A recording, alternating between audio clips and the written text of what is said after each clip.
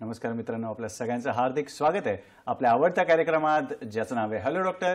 मी doctor Nikhil विद्या हरेंद्र शासने आपल्या सगळ्यांचं हार्दिक स्वागत करतो।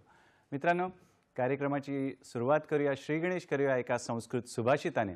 सुभाषित असं आहे, बहुशो अपि सम आख्यातः, बहुशो अपि सम आख्यातः तमाखुः दुःख कारणम, तमाखुः दुःख कारणम न त्यजति एव तत्मूढ़ा, न त्यजति एव तत्मूढ़ा मार्जारः मूषकम यथा, मार्जारम मूषकः यथा। म्हणजे मित्रांनो, तंबाखू हे दुःखाचं कारण आहे असं पुन्हा पुन्हा सांगून देखील लोक जे आहेत ते तंबाखू सोडत नाहीत। तर त्यांची जी यथा आहे, त्यांची जी अवस्था आहे ती एका मांजर जशी उंदराला सोडू शकत नाही तसंच त्यांची काहीशी गत होते, असं या सुभाषितात सांगण्याचा प्रयत्न केलेला आहे। आणि मित्रांनो, तंबाखू किती हानिकारक आहे ते देखील या सुभाषितात सांगितलेलं आहे। आणि बरेच जे मित्र आहेत, बरेच जे प्रेक्षक आहेत, त्यांना तंबाखू सोडायचा असतो पण तंबाखू कसं सोडायचं हे कळत नाही किंवा काय करायचं ते कळत नाही। त्यासाठीच आजच्या कार्यक्रमाचं नियोजन केलेलं आहे। तर आपल्या जाणकार मित्रांनी आजचा आपला विषय ओळखलाच असेल। आजचा आपण विषय पाहूया। आजचा विषय आहे तंबाखू मुक्त युवा अभियान 3.0, म्हणजेच तंबाखू मुक्त युवा अभियान 3 हा आजचा आपला विषय आहे।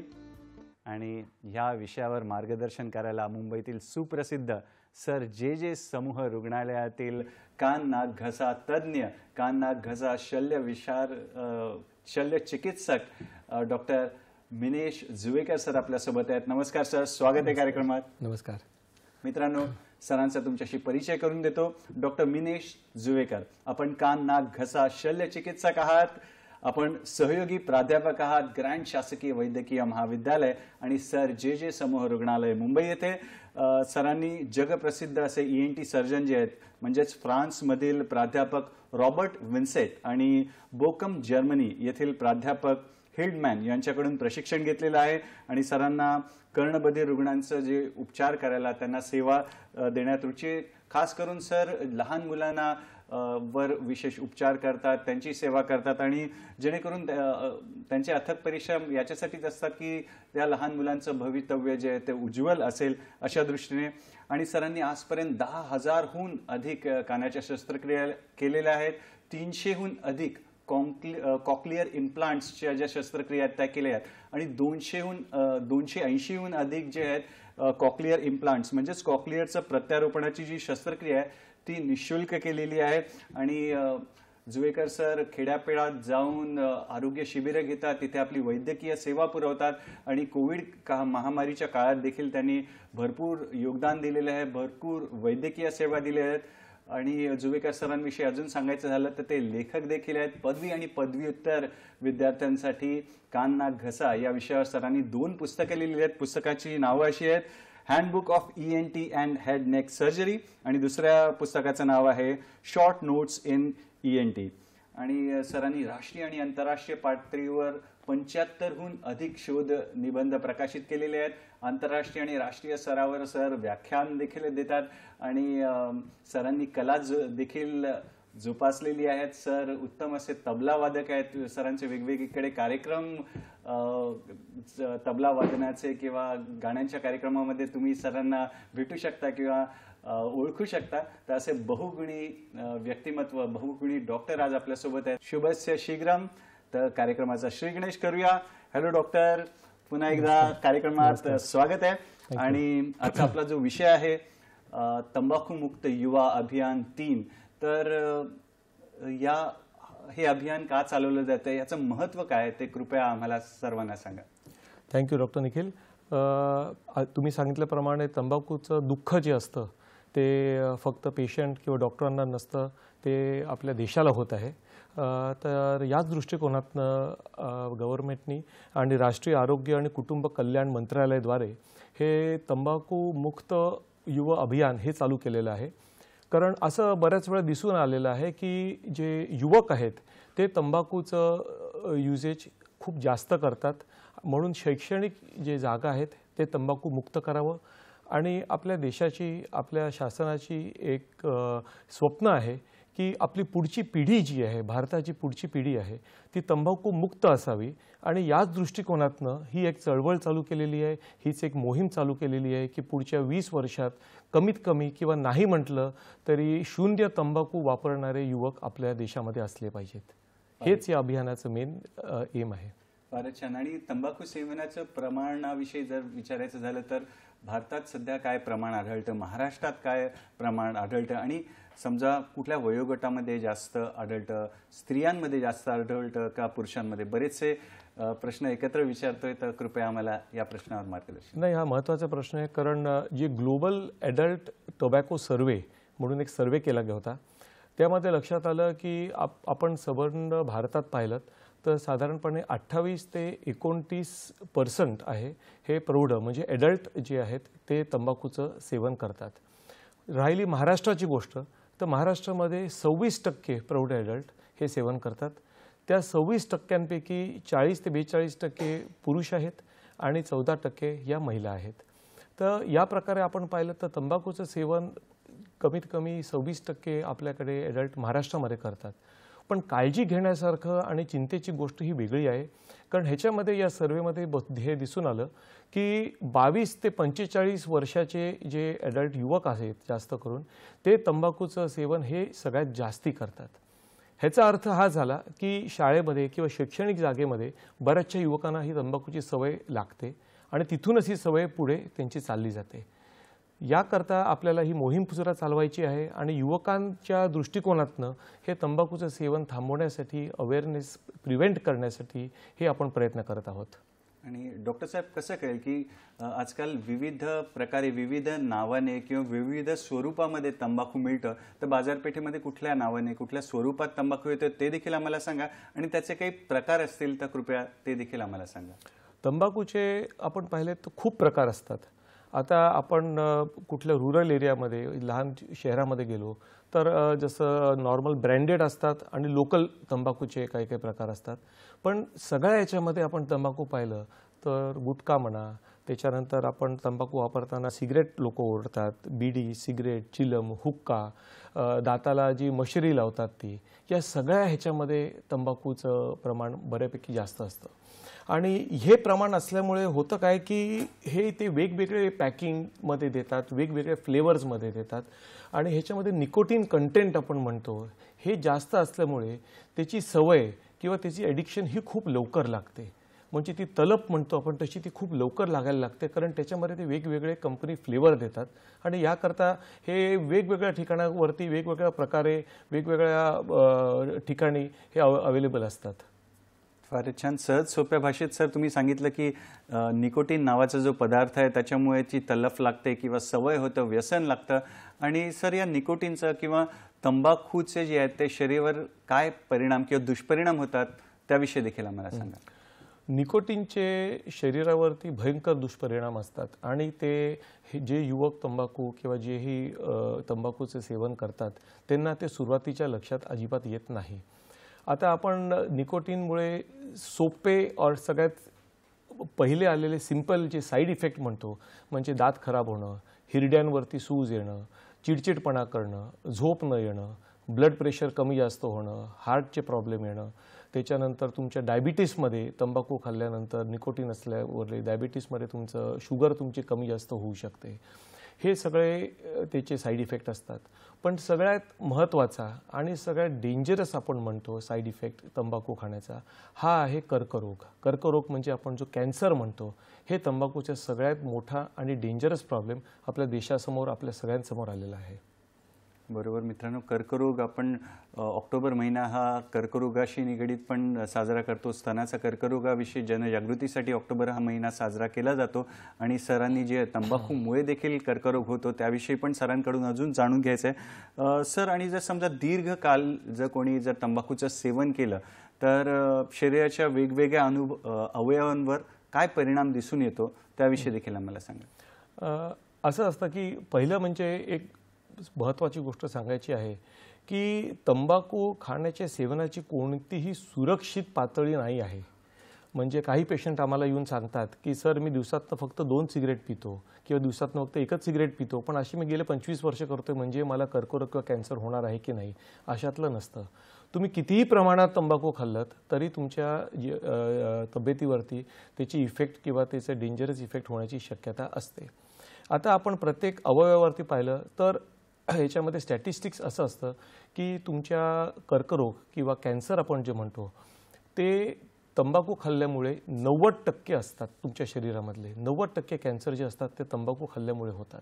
त्याच्यापैकी सगळ्यात कॉमन आपण पाहिले तर आपले तोंड असतं. तोंडामधलं आपण तुम्हाला मी ह्याच्यावरती दाखवू शकतो. ह्याच्यावर ओठ असतात. ओठांवरती तंबाखूचं होऊ शकतं. जीभ आहे, जिभेवरती तुमचं येऊ शकतं. त्याच्यानंतर तुमच्या साईडला टाळूला असतं. सगळ्या ठिकाणी तंबाखूचं सेवन जे असतं ते तुमच्या केल्यामुळे तुम्हाला तिथे अल्सर होऊ शकतं.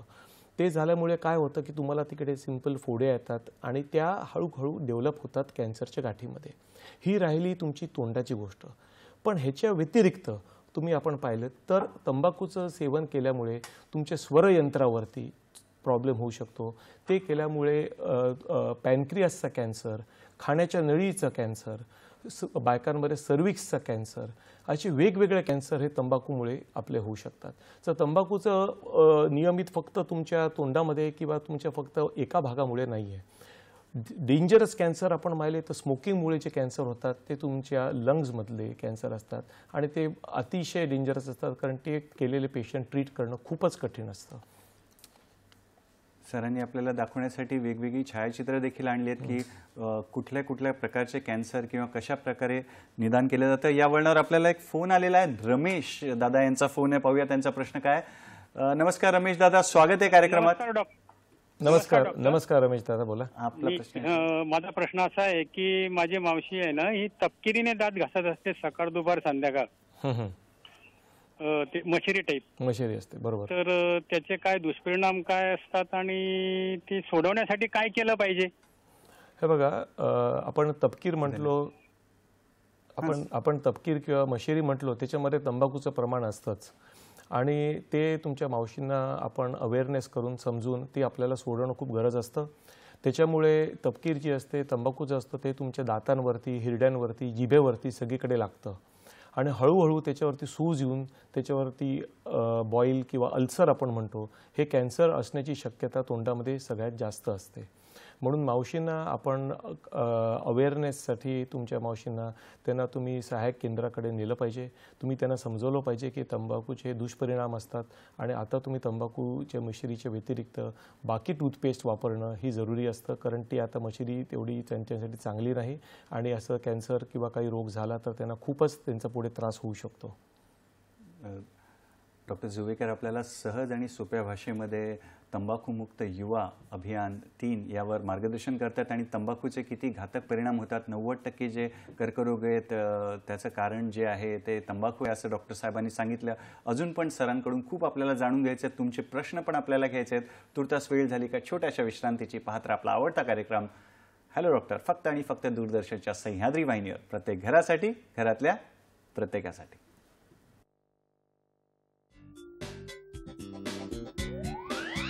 मित्रांनो, विश्रांतीनंतर पुन्हा एकदा आपलं स्वागत आहे आपल्या आवडत्या कार्यक्रमात, ज्याचं नाव आहे हॅलो डॉक्टर. आणि आज आपली महत्त्वपूर्ण विषय तंबाखूमुक्त युवा अभियान 3 यावर चर्चा सुरू आहे आणि आपल्याला मार्गदर्शन करतायत कान नाक घसा तज्ज्ञ, शल्य चिकित्सक सर जे समूह रुग्णालय आणि सोबत सहयोगी प्राध्यापक देखील आहेत. सर डॉक्टर जुवेकर आपल्यासोबत आहेत. सर, तुम्ही दीर्घकाळ तंबाखूचं सेवन केल्यावर शरीरावर काय परिणाम होतात, अवयवांवर काय परिणाम होतात त्याविषयी आम्हाला सांगत होतात आणि छायाचित्र देखील आणलेली आहेत, तर कृपया त्याविषयी देखील आम्हाला पुढे सांगा. आता तुम्हाला हे तंबाखूचं सेवन करण्यासाठी मी तुम्हाला एक मॉडेल आणलेलं आहे, ह्याच्यावरनं सगळ्या प्रेक्षकांना कळेल. आता हा आपला चेहरा असतो, ही आपले तोंड आहे, ही जीभ आहे, टाळू आणि बाकी भाग आहेत.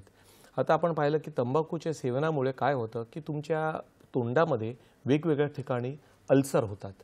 पहिली गोष्ट म्हणजे एक कंडिशन असते त्याला आपण सबम्युकोस फायब्रोसिस म्हणतो. ते झाल्यामुळे तंबाखूचे सेवन केलेले जे पेशंट्स आहेत त्यांना जास्त मोठं तोंड उघडता येत नाही, तोंड त्यांचं हळूहळू कमीच उघडतं.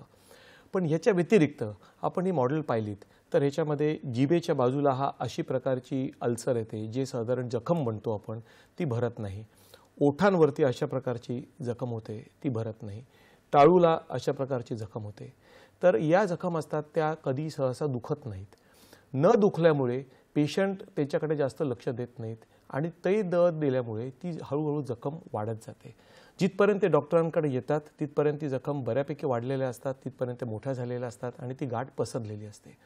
हेच नाही तर मी तुम्हाला सांगू इच्छितो की काही काही सोप्या किंवा आणि कंडिशन असतात ज्याच्यामध्ये आपण आवाज खराब होणं म्हणतो, तर ते झाल्यानंतर सुद्धा स्वरयंत्राचं कॅन्सर होण्याची शक्यता काही काही पेशंटना असते. उदाहरणार्थ आता तुम्ही हे चित्र बघत असलात, ह्याच्यामध्ये हे एका 27 का 28 वर्षाच्या नवयुवकाचं हे स्वरयंत्र आहे. तुम्ही एका बाजूच्या स्वरयंत्रावरती पांढऱ्या कलरची ही गाठ बघताय. हा जो पेशंट आमच्याकडे 28 वर्षाचा आला होता, हा दिवसातून 10 ते 15 सिगरेट ओढायचा आणि त्याचा आवाज खराब झाल्यामुळे त्यांनी कमीत कमी 3 ते 4 महिने त्याला दुर्लक्ष केलं. त्याला दुर्लक्ष केल्यानंतर जेव्हा तो आमच्याकडे आला, आम्ही त्याच्यावरती उपचार केलं, शस्त्रक्रिया केली आणि त्याला कॅन्सर मुक्त केलं. पण त्यांनी त्याचं नुकसान असं झालं की आम्ही काही प्रमाणात त्याचा आवाज वाचवू शकलो, पण कंप्लीट नॉर्मल आपण त्याचा आवाज वाचवू शकलो नाही, कारण तो आमच्याकडे बरेच दिवसांनी आला. आता या व्यतिरिक्त एक महत्त्वाचा दुसरा मुद्दा असतो की जे प्रेग्नंट बायका असतात किंवा रिप्रोडक्टिव्ह सिस्टम म्हणतो आपण, ह्याच्यावरती सुद्धा तंबाखूचे दुष्परिणाम होतात. प्रेग्नंट बायका बऱ्याचशा वेळेला प्रेग्नन्सीमध्ये तंबाखू खातात, त्याच्यामुळे मुलाचं वजन न वाढणं, मुलांवरती बाकी दुष्परिणाम, अबॉर्शन म्हणतो, हे सगळे प्रॉब्लेम, हे इन्फर्टिलिटी प्रॉब्लेम हे तंबाखू खाण्यामुळे होतात. तर असा कुठलाही तुमच्या शरीराचा भाग नाही ज्याच्यावरती तंबाखूचे दुष्परिणाम होत नाहीत. आणि नॉर्मली तुम्ही पाहिलं तर कुठलीही पेशंट जेव्हा तंबाखूचं सेवन करतं तर त्यांचं 10 ते 15 वर्ष साधारणपणे वय हे आपण कमी करतो. तंबाखू किंवा स्मोकिंग केलं की तुमचं 15 वर्ष वय कमी होऊ शकतं, हे सगळ्यांनी लक्षात घ्यायला पाहिजे. तर मित्रांनो, महत्त्वपूर्ण बाब आहे. आपल्याला जे आपलं आयुष्य वाढलं पाहिजे, दीर्घायू झालं पाहिजे आपण, आणि आरोग्याची संपदा देखील वाढली पाहिजे, त्यासाठी तंबाखूचं सेवन नाही केलं पाहिजे आणि इतरांना देखील आपण प्रतिबंध कसं करता येईल, परावृत्त कसं करता येईल, त्यासाठी जनजागृती करायला पाहिजे. डॉक्टर साहेब, काय वाटतं, म्हणजे तंबाखूचं व्यसन किंवा सेवन कशा प्रकारे म्हणजे होण्याचं कारण काय, किंवा लहान मुलांना म्हणा किंवा युवा वर्गाला का लक्ष केलं जातं, का टार्गेट केलं जातं, त्याविषयी देखील आम्हाला जाणून घ्यायला आवडेल. तंबाखूचं सेवन किंवा आपण हे ॲडिक्शन जे म्हणतो ते काही सर्वे केले होते, त्याच्यामध्ये हे लक्षात आलं की युवा वर्गाला अतिशय जे 10, 12, 15 वर्षापासून काही काही युवकांना हे तंबाखूची सवय लागलेली असते. आता प्रश्न येतो की एवढा लहान मुलांना तंबाखूची सवय का लागते. आता ह्याची काही कारणं आम्ही पाहिली. त्याच्यापैकी सगळ्यात एक कारण पाहिलं की कुतूहल असतं की टी व्हीवरती, सिनेमावरती वेगवेगळे तंबाखूचे प्रकार कधी कधी दाखवले जातात आणि सगळ्यांना मुलांना वाटतं की आपण एकदा प्रयत्न करून बघू. दुसरं असतं की मित्रांकडनं प्रेशर. काही मित्र हे करत असतात आणि त्यांच्या यांना सांगतात की तू एकदा तंबाखू ओढून बघ किंवा सिगरेट ओढून बघ, आणि तिथून त्यांना सवय लागते. आणि बरेचसे आम्ही असे कुटुंब पाहिलेले आहेत ज्यांचे वडील किंवा आई त्यांच्या घरी किंवा आजोबा आजी म्हणा तंबाखूचं ते युजेज करायचे, सेवन करायचे. त्याच्यामुळे मुलाची एक मानसिक प्रवृत्ती झाली की हे नॉर्मल आहे, हे चालतं, आपल्या घरी चालतं, आणि तिथूनच त्यांना ती सवय लागलेली असते. आणि एकदा ती सवय लागली की मग नंतर काही दिवसानंतर ती सवय थांबवणं खूप कठीण असतं. म्हणून आम्ही वेगवेगळ्या योजनेतर्फे वेगवेगळे प्रयत्न करून अवेअरनेस करणं, शैक्षणिक ठिकाणी अवेअरनेस करणं, आणि बऱ्याचशा मुलांना सवय लागण्याच्या आधी तंबाखूचे दुष्परिणाम त्यांना जेव्हा आम्ही जाणून देतो तेव्हा ही मुलं बरेचशी तंबाखूच्या दिशेने जात नाहीत, की पुढे त्यांना कधी तंबाखूचं ऑपॉर्च्युनिटी किंवा कोणी सांगितलं तरी ते त्याला नाकारू शकतात. आणि तंबाखू सेवन करणाऱ्या व्यक्तींमध्ये लक्षणं तुम्ही सांगितली, तर त्याविषयी देखील अजून आम्हाला सांगा, आणि एखादा अनुभव देखील सांगितला मगाशी, जसं तुम्ही छायाचित्र दाखवून स्वरयंत्राचा जो कर्करोग झालेल्या तरुणांमध्ये, तसा एखादा अजून काही अनुभव किंवा अजून कुठली लक्षणं राहिली असतील तंबाखू सेवनामुळे, तर ती देखील कृपया आम्हाला सांगा.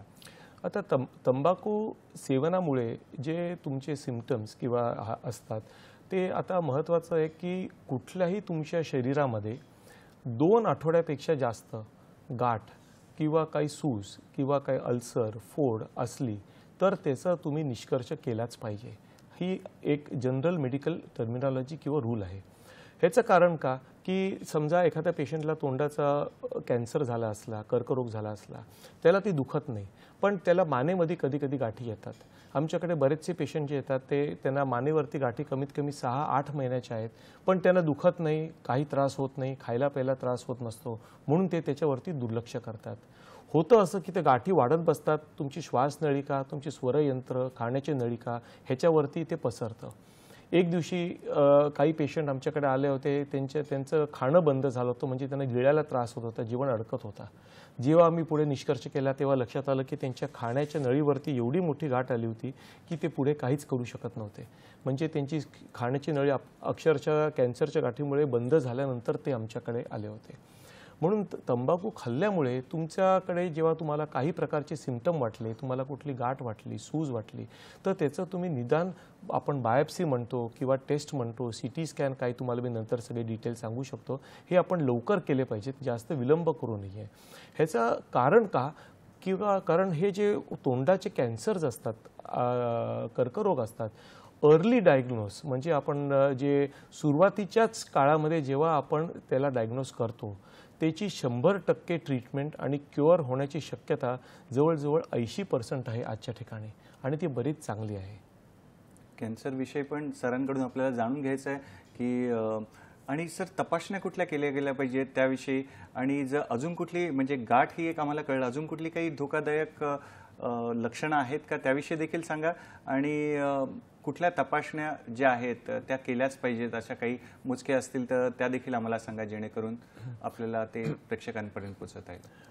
आता तंबाखू खाल्ल्यानंतर तुमचं कुठल्या प्रकारचं तंबाखूचं सेवन आहे ह्याच्यावरती तुमचं कुठला अवयव इफेक्ट होत आहे हे आपल्याला कळतं. उदाहरणार्थ एखादा पेशंट स्मोकर असला तर त्याला गाठी न येता त्याला फुफ्फुसांमध्ये त्याला त्रास होणार, श्वास घ्यायला त्रास होणार, दम लागतो, खोकला येतो, म्हणजे त्याला आपल्या लंगचा कॅन्सर किंवा लंगमध्ये COPD ऑब्स्ट्रक्टिव्ह डिसीज ही होण्याची शक्यता असते. बरेचसे पेशंटना रक्तामध्ये कॅन्सर हे सुद्धा तंबाखूमध्ये होण्याची शक्यता असते. हार्ट अटॅक आपण जे म्हणतो, जे हृदय विकार असतो, तो तंबाखूमुळे होण्याची शक्यता असते. म्हणून आपण जेव्हा आमच्याकडे पेशंट स्मोकर असतो किंवा कुठलंही तंबाखूचं सेवन करतो, आम्हाला त्याची अगदी डीपपर्यंत इन्व्हेस्टिगेशन टेस्ट करायला लागते. आता सगळ्यात कॉमन टेस्ट तुम्ही विचारलं तर पहिली टेस्ट एक तर आम्हाला बघितल्यानंतर साधारण बऱ्याच वेळेला कळतं की हे कर्करोग असण्याची शक्यता आहे का नाही आहे. दुसरी गोष्ट आम्हाला त्याचे तपास करायला लागतात. त्याच्यापैकी एक तपास असतो जी आम्ही पेशंटची बायोप्सी घेतो.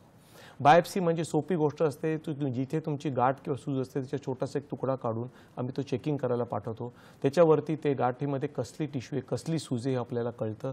95% पेशंटमध्ये त्याच्यामध्ये निष्कर्ष तुमचं निघून जातो. त्याच्या व्यतिरिक्त आपल्याला अजून काही स्कॅन्स असतात, CT स्कॅन असतात, MRI स्कॅन असतात, पेट स्कॅन असतात, ज्याच्यामध्ये तुमचं कर्करोग शरीरामध्ये अजून कुठे पसरलेलं आहे हे पण आपल्याला कळू शकतं. म्हणजे आधी कुठल्या कर्करोगाचं डायग्नोसिस झाल्यानंतर आपल्याला प्रथम त्याची स्टेज आपल्याला आधी काढायला लागते की कुठल्या स्टेजवरती आहे, आणि ते केल्यानंतर मग आपण त्याचं पुढची ट्रीटमेंट आपण चालू करू शकतो. आणि सरांनी आपल्यासाठी दाखवायला काही हेल्पलाईन्स पण आणल्या आहेत, ज्या ठिकाणी आपण फोन करून त्यांची मदत आपल्याला घेता येईल. तर उपचारांसाठी तर आपण सरांकडून अजून जाणूनच घेणार आहोत. तोवर बघूया मदतीसाठी आपण कुठल्या हेल्पलाईनवर फोन करू शकतो. आता आपण स्क्रीनवर पाहू शकतो, नंबर आहेत 1800-112356. हा पहिला नंबर आहे. National tobacco quit line service विषयी आपण चर्चा करतोय. आणि दुसरी हेल्पलाईन आहे मदतीसाठी, नंबर आहे 011, पुढे नंबर आहे 22901701. तर या स्लाईडचा याचा आपण फोटो काढून ठेवू शकता, लिहून ठेवू शकता.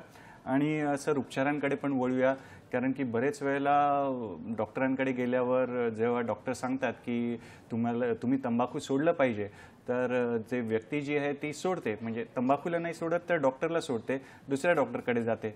तर डॉक्टरांना पण बरेच वेळेला हा प्रश्न असतो की काय करावं. तर कृपया आम्हाला तंबाखू सोडण्यासाठी काय उपचार घेतले पाहिजेत किंवा काय उपचारांचे पर्याय आपल्यासमोर आहेत त्याविषयी देखील सांगा. आणि महत्त्वाचं तुम्ही कॅन्सर विषयी आम्हाला सांगितलं, तर त्याच्या उपचारासाठी पण किंवा काय उपचार आहेत, पर्याय उपलब्ध आहेत, हे दोन्ही जरा जोडून प्रश्न मी तुम्हाला विचारतो. आता आपण तुमच्या प्रश्नाचं उत्तर 2 भागात देऊ. पहिलं म्हणजे समजा आमच्याकडे एखादा पेशंट आला ज्याला कॅन्सर झालेला आहे, त्याची ट्रीटमेंट कुठल्या कुठल्या प्रकारे होऊ शकते. पहिली गोष्ट म्हणजे आम्ही पेशंटला काउन्सिल करतो आणि आम्ही त्यांना सांगतो की तुम्ही घाबरू नका, कारण पेशंट स्ट्रॉंग राहायला पाहिजे. त्यांनी तंबाखूचे सेवन केल्यामुळे हे झालेलं आहे, पण पुढची कुठलीही ट्रीटमेंट करायच्या आधी त्यांनी कुठल्याही प्रकारचं तंबाखूचं सेवन हे टोटली बंद केलं पाहिजे.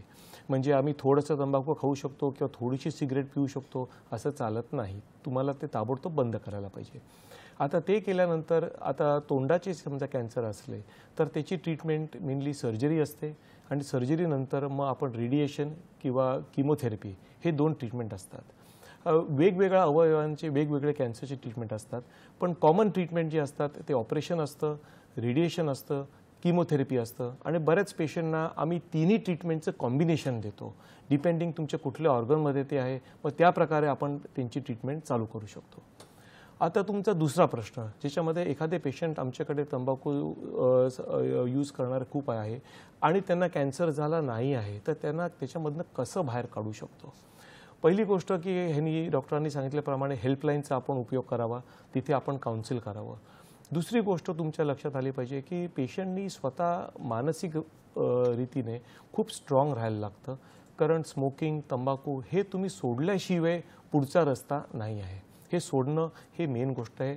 आम्ही त्यांच्या फॅमिलीला काउन्सिल करतो, आम्ही पेशंटला काउन्सिल करतो. तुम्हाला खोटं वाटेल, आम्ही काही पेशंटना दुसऱ्या पेशंट पण दाखवलेले आहेत की बघा ह्यांची परिस्थिती कशी झालेली आहे आणि मग आम्ही त्यांना समजवतो. ह्याचं कारण का की एखाद्या पेशंटला कर्करोग झाला की त्याचा जो इफेक्ट आहे ते फक्त पेशंटवरती एकट्यावरती राहत नाही, त्याच्या संबंध फॅमिलीवरती, त्याच्या संबंध परिवारावरती असतो. ह्याचं कारण का आर्थिक दृष्टिकोनातनं पेशंटला त्रास होतो, मानसिक दृष्टिकोनातनं पेशंटला त्रास होतो. बरेचसे पेशंट ट्रीटमेंटमध्ये एवढे त्यांना पैसे खर्च करायला लागतात की त्यांच्या औषधांच्या खर्चांमुळे अभ्यास म्हणा किंवा बाकी घरचे जे कामांसाठी जे त्यांना पैसे लागणार असतील त्याच्यावरती त्यांचं शॉर्टेज होऊ शकतं. तुम्हाला नवल वाटेल की भारतामध्ये 1,00,000 कोटी रुपये कर्करोगावरती खर्च केले जातात. म्हणजे हे गव्हर्नमेंट आणि सगळ्या नागरिकांवरती खूप मोठी रक्कम दरवर्षी आपण खर्च करतोय, ती नक्कीच कमी करू शकतो. म्हणून आम्ही पेशंटला सगळं अवेअर करतो की ह्याच्यापुढे तुमचं कर्करोगामुळे तुम्हाला जे नुकसान होणार आहे हे फायद्यापेक्षा खूप जास्त आहे तंबाखू घेण्यापेक्षा, आणि हे केल्यावर बरेचसे पेशंट मानसिक तऱ्हेने स्ट्रॉंग होतात आणि तंबाखू सोडण्याचा ओथ घेतात, निष्कर्ष घेतात आणि बरेचसे पेशंट सोडू शकतात. ते झाल्यावर अर्थात एक हाफ द बॅटल वन आपण म्हणू शकतो. फारच छान डॉक्टर जुवेकर आपल्याला दृढ निश्चयाचं महत्त्व सांगतायत आणि हे एक सांघिक जी आहे कामगिरी आहे.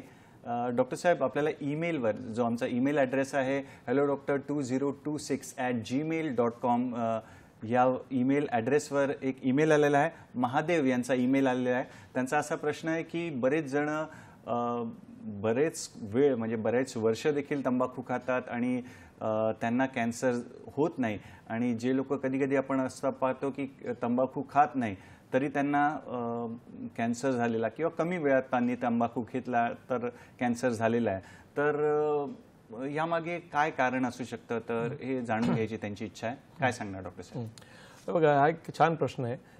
म्हणजे आमच्याकडे सुद्धा पेशंट आल्यानंतर बरेच वेळा विचारतात की एवढे लोक तंबाखू खातात, मीच का?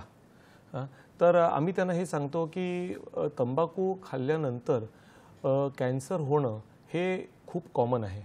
आता तुम्हाला झालं किंवा तुम्हाला लवकर झालं किंवा उशिरा झालं, हे बऱ्याचशा गोष्टी तुम्ही किती तंबाखू खाता किंवा तुमच्या जेनेटिक मेकअपवरती हे तुमच्याकडे असतं.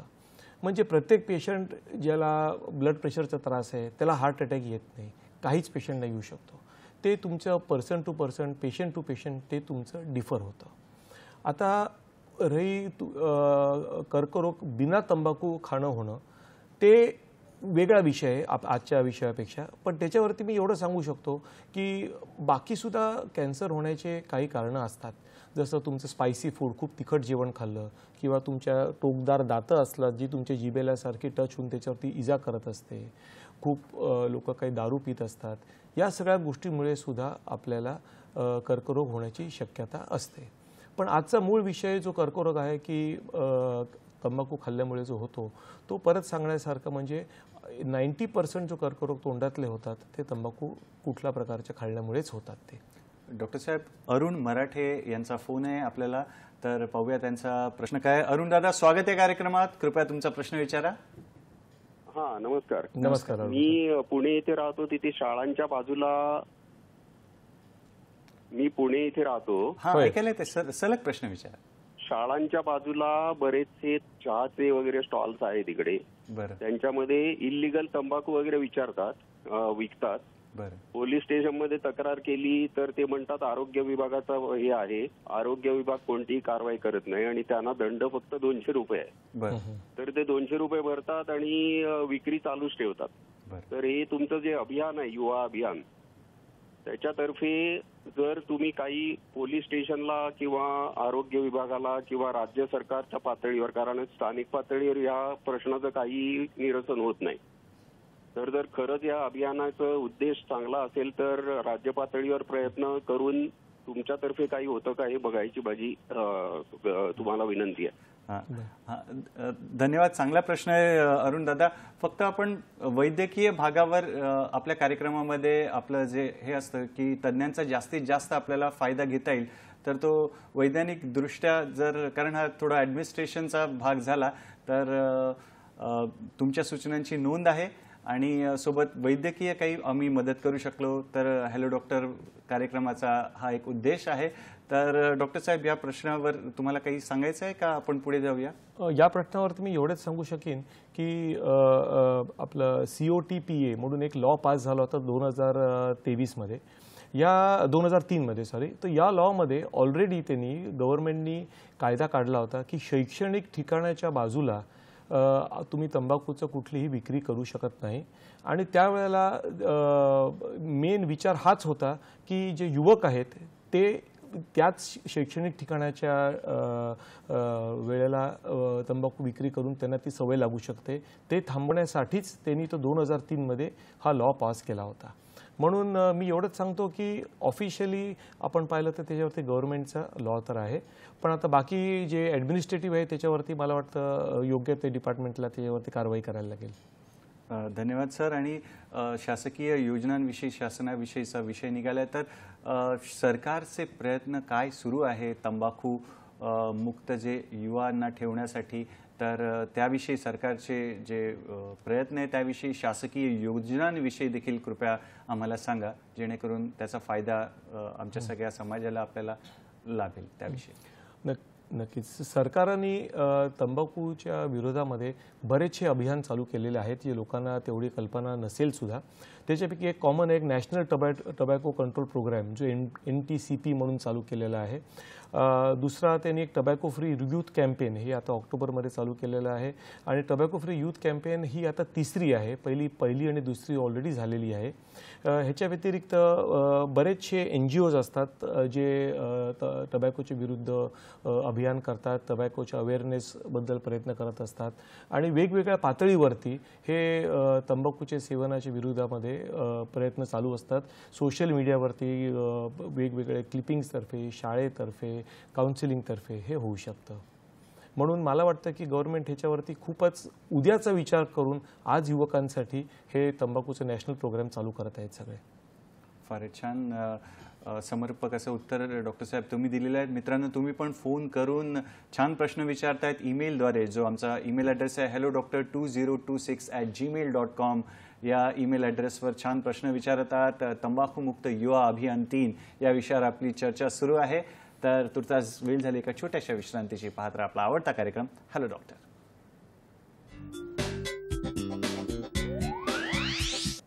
विश्रांतीनंतर पुन्हा एकदा आपलं स्वागत आहे आपल्या आवडत्या कार्यक्रमात, ज्याचं नाव आहे हॅलो डॉक्टर. आणि आज आपल्यासोबत डॉक्टर मिनेश जुवेकर सर आहेत, कान नाक घसा तज्ज्ञ आहेत, शल्य चिकित्सक आहेत सर, जे समूह रुग्णालय मुंबई येथे, आणि त्यांचं आज आपल्याला मार्गदर्शन मिळतं आहे. सर, तुम्ही शासकीय योजनांविषयी सांगितलं, तर बिनशासकीय ज्या संस्था असतात तर त्यांच्यातर्फे कसे प्रयत्न केले जातात, त्यांच्यातर्फे कसं योगदान केलं जातं तंबाखूमुक्त आपला समाज होण्यासाठी म्हणा किंवा तंबाखूमुक्त युवा होण्यासाठी, तर त्याविषयी काय सांगणार सर? बिना शासकीय जे योजना आहेत म्हणजे आपण ज्यांना NGO म्हणतो, हे NGO खूप महत्त्वाचं काम करतात आणि ते शांतपणे लाईमलाईटमध्ये न येता काम होतं ते. हे जे कसं करतात हे खूप महत्त्वाचं असतं, कारण आता आपला देश एवढा मोठा आहे. आपल्या एका शहरामध्ये, मुंबईसारख्या शहरामध्ये एवढ्या शाळा आहेत, एवढे कॉलेजेस आहेत, एवढे शासकीय विद्यालय असतात. त्याच्यामुळे गव्हर्नमेंटला, शासनाला प्रत्येक ठिकाणी जाण्याची त्यांची कधीकधी तेवढी कपॅसिटी नसते. म्हणून हे NGOज जे असतात, जे नॉन गव्हर्नमेंट ऑर्गनायझेशन असतात, ते छोट्या छोट्या ठिकाणी गावात, रूरल एरियामध्ये जातात. आम्ही स्वतः काही NGOज बरोबर जाऊन हे प्रोग्राम केलेले आहेत.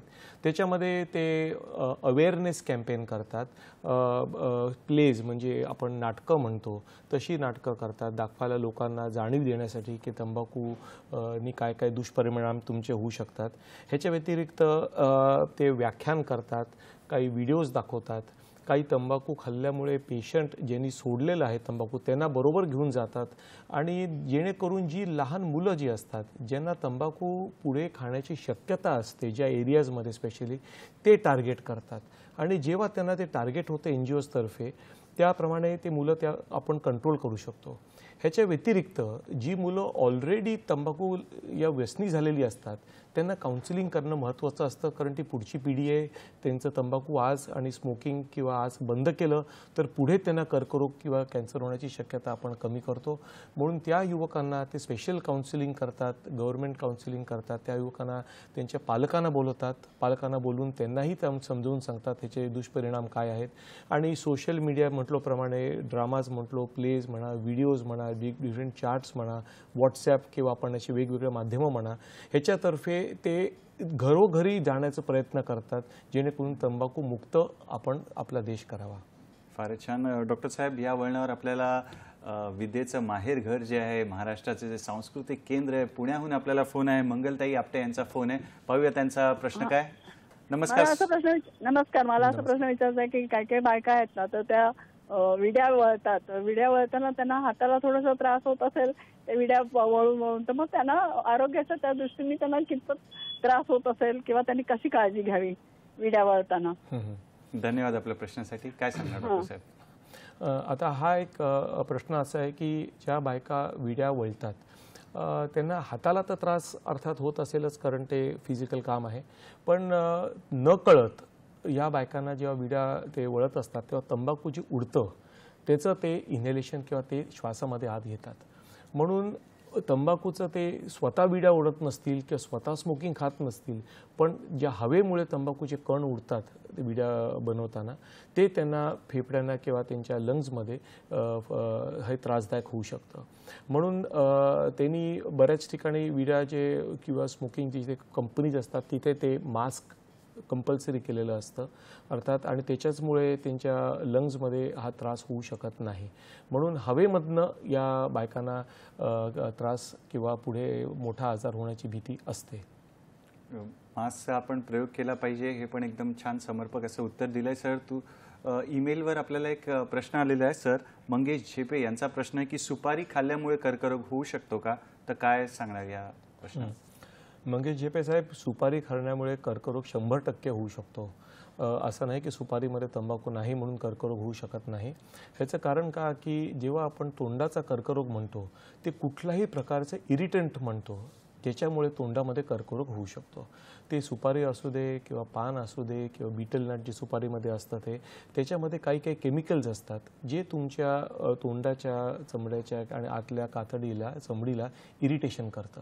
म्हणून अशी समजूत चुकीची आहे की फक्त सुपारी खाल्ल्यानंतर कर्करोग होऊ शकत नाही. सुपारीचे पण बरेचसे दुष्परिणाम असतात, त्याच्यामुळे तुम्हाला कर्करोग होऊ शकतो.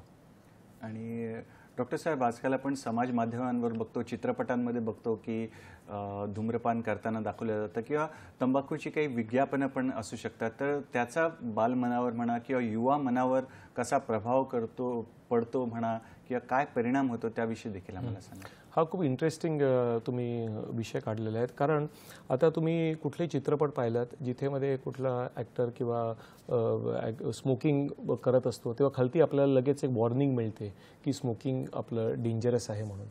ह्याचा अर्थ की बरेचसे जे युवक असतात, ते जे ॲक्टर्स असतात, फिल्म हिरोज असतात किंवा जे पर्सनॅलिटीज असतात, त्यांना ते आयडल समजतात. आणि त्यांना ते आयडल समजल्यामुळे त्यांना वाटतं की हे जे जे करतायत ते बरोबर आहे, ते जे जे करतायत ते आपण करावं. म्हणून गव्हर्नमेंटनी चांगल्या योजना केल्या की जिथे ते तंबाखूचं किंवा स्मोकिंगचं सेवन येत होतं तेव्हा खालती त्यांनी बोर्ड लावलेला आहे. कारण ते फक्त तुमचे एंटरटेनमेंट किंवा माध्यमासाठी आहे, ते खरं नसतं. म्हणून आम्ही युवकांना नेहमी सांगतो की आता बरेचसे जे ॲक्टर आहेत आपण पाहिलेले आहेत ते सुद्धा तंबाखूच्या विरोधामध्ये बरेचसे कार्यक्रमामध्ये मदत करतात. आणि आपण इन्फ्लुएन्स होऊ नये की कुठला ॲक्टर किंवा कुठली पर्सनॅलिटी तंबाखूचं सेवन करते म्हणजे ते बरोबर आहे असं अजिबात नसतं. बरोबर की रिअल लाईफ आणि रील लाईफ म्हणजे चित्रपटातलं आयुष्य आणि खरं आयुष्य याच्यामध्ये भरपूर फरक असतो. तर ते भान आपण ठेवलं पाहिजे आणि त्यांचं अंधानुकरण जे आहे ते आपण टाळलं पाहिजे आणि मुलांना, युवा वर्गाला देखील आपण हा संदेश पोहोचवला पाहिजे. डॉक्टर साहेब, कशा प्रकारे ह्या तंबाखूच्या व्यसनापासून युवकांना परावृत्त आपल्याला करता येईल किंवा काय करता येईल त्यासाठी काय? आता युवकांना तंबाखू व्यसन परावृत्त करण्यासाठी 3-4 पद्धती असतात. पहिली गोष्ट म्हणजे जे युवक तंबाखूच्या नादी लागलेले नाही आहेत त्यांना अवेअरनेस करणं आणि नॅशनल हेल्पलाईन नंबर किंवा वेगवेगळे अवेअरनेस प्रोग्रॅम त्यांची संगत बरोबर ठेवायची. कुठे जातात, काय जातात हे आपण जरा लक्ष द्यावं. आणि जसं आपल्याला एक फोन कॉलमध्ये सांगितलं होतं, शैक्षणिक ठिकाणाच्या आजूबाजूला तंबाखूची विक्री ही सक्त आपण थांबवली पाहिजे, म्हणजे त्यांना ही ऑपॉर्च्युनिटी मिळाली नाही पाहिजे. जे युवक अनफॉर्च्युनेटली तंबाखू काही प्रमाणे खायला लागलेले असतात किंवा सेवन करायला लागलेले असतात त्यांना पुढे तंबाखू खाण्यासाठी आपण थांबवलं पाहिजे. त्यांना आपण अवेअरनेस केलं पाहिजे, त्यांच्या फॅमिली परिवाराला थांबवलं पाहिजे, त्याचे दुष्परिणाम आपण त्यांना सांगितले पाहिजेत आणि त्यांना तिथेच थांबून त्यांचे पुढचं आयुष्य आपण वाचवलं पाहिजे. ह्याचं कारण आज आपण एका युवकाला वाचवलं तर उद्या आपण अजून 10 युवकाला आपल्या देशाचं वाचवू शकतो. कारण एकच युवक तंबाखू खातो तर तेव्हा अजून 4 युवकांना त्याच्यामध्ये इन्व्हॉल्व करू शकतो. म्हणून ही आपले पुढची पिढी जी आहे ह्याच्यासाठी आपण जेणेकरून हे प्रयत्न केलेच पाहिजेत. आणि सर, असा पण एक प्रश्न येतो की व्यसनं ही जी काही आहेत ती अनुवंशिक पण असू शकतात का, अशा विषयी पण एक प्रश्न आला आहे. तर काय सांगता येईल की तंबाखूचं म्हणा, सिगरेटचं किंवा कुठलंही व्यसन अनुवंशिकता त्यात असते का, त्याविषयी थोडं हे चुकीची समजूत आहे. व्यसन कधी अनुवंशिक लागू शकत नाही, कारण व्यसन हे माणसाने स्वतः आपल्या अंगावरती घेतलेलं असतं, ते अनुवंशिक नसतं. पण अनुवंशिक काय असतं की तुमच्या घरातलं वातावरण, समजा तुमच्या घरातलं वातावरण तंबाखूचं सेवन खूप जास्त असलं तर लहानपणापासून मूल ते सेवन बघतो आणि मग त्याप्रमाणे त्याला ते नॉर्मल किंवा ते त्याला ॲब्सोल्युटली ठीक आहे असं वाटतं आणि वडील किंवा आई हे करतात म्हणून मी हे करू शकतो अशी त्याची समजूत होऊ शकते. पण कुठल्याही प्रकारचं सेवन अनुवंशिक असं अजिबात नसतं. आणि सर, जसं म्हटलं की धूम्रपान केलं तर करणाऱ्याला तर त्रास होतो आणि सोबत जे राहतात परिवारामध्ये त्यांना पण जे अप्रत्यक्षरित्या ते देखील तंबाखूचं सेवन त्यांचं होत असतं तर त्यांना पण त्रास होऊ शकतो. आणि सर, तुम्ही कॅन्सरविषयी पण विषय काढलेला, तर त्याच्या ट्रीटमेंटला किती वेळ लागतो, साधारण बरं व्हायला किती वेळ लागतो, किंवा त्याविषयी देखील थोडं आम्हाला मार्गदर्शन करा. आता हा खूप मोठा प्रश्न आहे, कारण कॅन्सर कुठल्या तुमच्या अवयवावरती आहे त्याच्यावरती त्याची ट्रीटमेंट डिपेंड होते. पण साधारणपणे तुम्ही आता तोंडाचा कॅन्सर घेतलात तर त्याची ट्रीटमेंट कंप्लीट व्हायला साधारण 1 ते 1.5 वर्ष 2 वर्षसुद्धा लागू शकतात. पेशंट टू पेशंट ते डिफर होतं. आणि जसं एखादी काही पेशंटची ट्रीटमेंट झालेली असते, आम्हाला ते पेशंटचं रेग्युलर फॉलोअप करायला लागतो, बघायला की हे परत येत नाही आहे ना. कारण तोंडाचे कर्करोग हे परत येण्यासाठी खूप नटोरियस असतात, ते खूप लवकर परत येऊ शकतात कितीही काढले तरी. तसंच तुमच्या प्रत्येक अवयवाचे जे कर्करोग असतात त्याची ट्रीटमेंट केल्यानंतर कमीत कमी 1.5 वर्ष 2 वर्ष ट्रीटमेंट कंप्लीट झाल्यावर आम्हाला पेशंटला स्ट्रिक्ट बघायला लागतं, फॉलोअप करायला लागतं की हा कर्करोग परत येत नाही आहे ना. पण 1.5 ते 2 वर्ष एक स्टँडर्ड पेशंटला स्ट्रिक्ट ट्रीटमेंट घ्यायलाच लागते. आणि सर, समाज म्हणून, एक जागृत समाज म्हणून आपण या अभियानामध्ये तंबाखू मुक्त युवा अभियान 3 यामध्ये कशा प्रकारे योगदान करू शकतो, त्या संक्षिप्तमध्ये तुम्ही आम्हाला सांगू शकता. आणि जाता जाता आमच्या मित्रांना तुम्ही काय संदेश देणार ते देखील आम्हाला सांगा. अगदी 2 मिनिटात सांगू शकतो.